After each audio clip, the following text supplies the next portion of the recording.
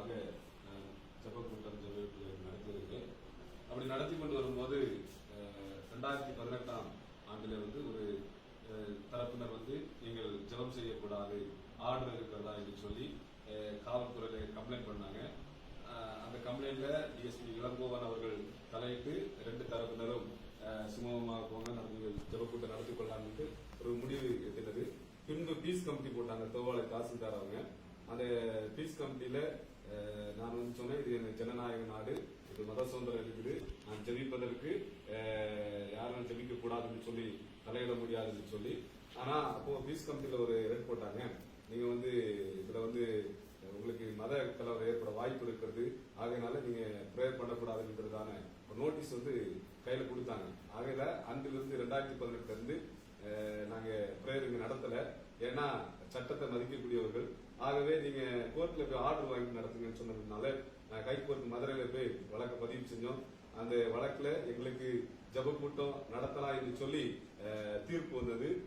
WIFMD number 25413 2018 என்கிறதான அந்த நம்பர்ல நீங்க கோர்ட் ஆர்டர் கொடுத்திருக்கிறாங்க, நீங்க ஜப கூட்டம் நடத்தலாம் அப்படின்னு சொல்லிட்டு. ஆகவே நாங்க இப்போ 2 மாசம் அந்த கொரோனானால நாங்க நடத்த முடியாதபடிக்கு இப்போ அந்த 2 மாசமாக நாங்க கூடி ஜபித்துட்டு வந்தோம். அப்பொழுது ஒரு சிலர் ஆர்வாடி ஸ்டேஷன்ல கம்ப்ளைண்ட் பண்ணிருக்காங்க. அப்போ நாங்க கேட்டோம், எங்க மீது என்ன கம்ப்ளைண்ட் பண்ணிருக்காங்க, என்னால எனக்கு மற்றவங்களுக்கு என்ன தொந்தரவு சொல்லி கேட்டோம். அப்போ அங்கு சரியான ஒரு கம்ப்ளைண்ட் கொடுக்கல.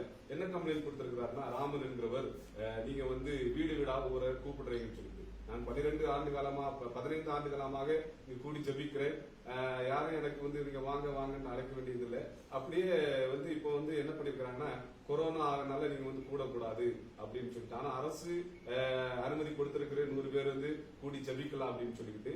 ஆனாலும் அதற்கு நாங்க இங்க கூடுறது ரொம்ப பெரிய கூட்டம் இல்ல, 10 அல்லது 15 பேர், கொஞ்சம் பேர் தான் கூடுறோம். ஆக கூடி ஜபிக்கிறதுக்கு தடை பண்ணிருக்கிறாங்க.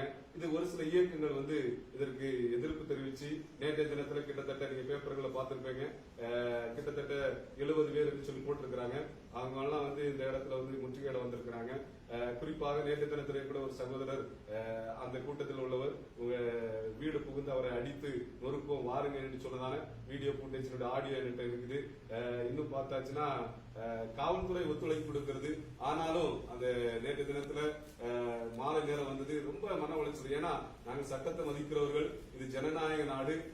ஆனா பாத்தீங்கன்னா சட்டத்திற்கு சட்டம் என்ன சொல்றதோ அதை நான் ஏற்றுக்கொள்றேன். இந்த சட்டத்துக்கு மீறி நான் ஒண்ணுமே செய்யறதில்ல. 2 ஆண்டு காலமாக இதே இடத்துல நடத்தாம இருந்தேன். அனுமதி கொடுத்ததுனால நான் என்ன செஞ்சுட்டு இருக்கிறேன், நடத்திட்டு இருக்கிறேன். ஆனா ஒரு சிலர் இது ஜனநாயகத்திற்கு விரோதமாய் செயல்படுகிறாங்க.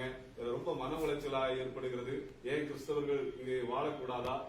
நேற்று தினத்துல அந்த ஆடி கூட்டத்தை கேட்கும்போது ஒரு பர்டிகுலர் மதத்தை குறித்து பேசுறாங்க. ஆனா எல்லா மதத்தை நேசிக்கக்கூடியவர், எல்லா மதத்திலும் சகோதரர்கள் இருக்கிறார்கள். நான் ஒரு கிறிஸ்தவத்தில் இருந்தாலும் அந்த வெறி என்கிறது நான் சொல்லவில்லை. ஆனால் எல்லா மதமும் சொல்லுகிறது, இந்து மதம் சொல்றது அன்பே சிவம் என்று சொல்லி, கிறிஸ்தவம் அதைத்தான் சொல்லி, கடவுள் அன்பாகவே இருக்கிறார் என்று சொல்லி. ஆகவே யாருடைய நான் கேட்கறது என்னன்னா, இங்கு ஜெபம் நடக்கிறதுனால யாருக்கு என்ன தொந்தரவு தான் கேட்கிறோம். அவங்க சரி யாருமே ஆர்டர்ல சொல்லப்பட்டிருக்கிறது, நீங்க யாருக்கு அந்த ஆர்டர்ல சொல்லப்பட்ட அந்த இதன்படிதான் நடத்துகிறோம். ஆகையினால இது சட்டத்திற்கு உட்பட்டு தான் இந்த ஜெபம் நடக்கிறது. ஆனா கோர்ட் ஆர்டரை அவர்கள் மதிக்கவில்லை. ஆகவே மீடியாவால் சொல்லிக் கொள்கிறேன், அரசு அதிகாரிகள் எங்களுக்கு பாதுகாப்பு கொடுங்க. ஏன்னா ஒரு 4 பேர் கூடுனாலே அந்த இடத்துல என்னமா சொல்றாங்க.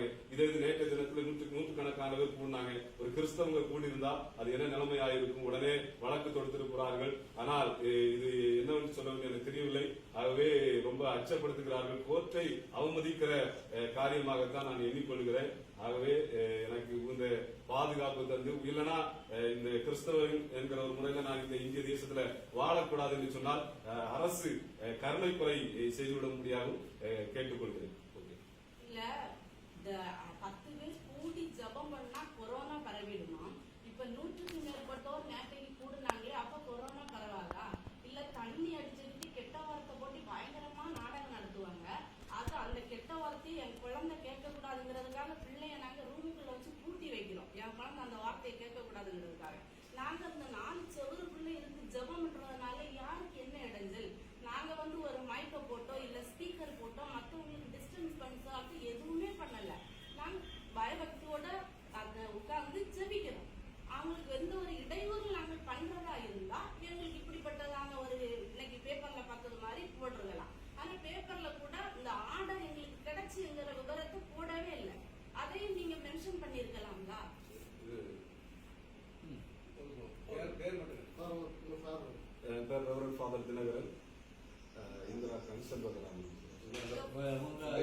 மசித் பேரு என்னது பேரு?